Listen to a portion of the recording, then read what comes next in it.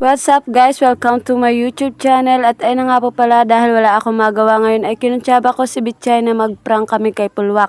At ayun, nagpapaganda pa ho siya para daw maganda siya pagharap sa camera. At ako naman ay walang pakalam sa aking sarili. Bahala ayan kung iyay pangit man. At ngayon nagkuskus nga pala ako ng uling sa kamay at para pagtampal ko sa lamok sa noon ni Pulwak ay talaga namang mapukuskusan ng uling si Pulwak. At hali yan, mahal, idiin mo pa. Sige, diin mo pa. Diin pa lang. Diin na mo.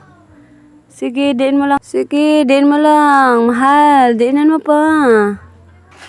So, ayan guys, at dito na nga pala kami sa bahay ni Pulwak. At ayan, nililibang nga pala siya namin para hindi niya mahalata na mayroon kaming prank sa kanya.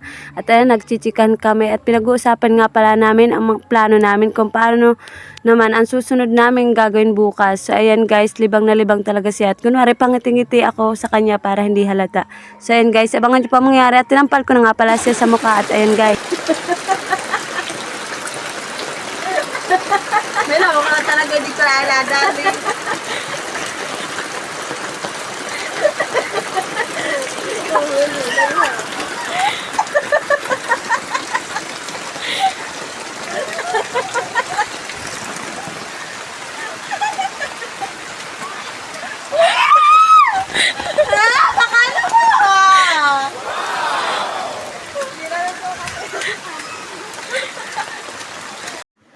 So, ayan guys, at malaking kababalaghan na nangyari at nagtakbuhan na nga po pala kami dahil kinuskusan niya rin ako sa mukha ng putik. At ayun nga po pala, nakain ko na guys dahil tamad daw po ako magpulbo. May libreng pulbo siya para sa akin. Hindi ko akalain gagawin niya sa akin talaga to guys. Grabe. Nakain ko ng putik, lasang putik talaga. Hindi ko alam kung anong lasa ng putik, pero talagang putik na putik to.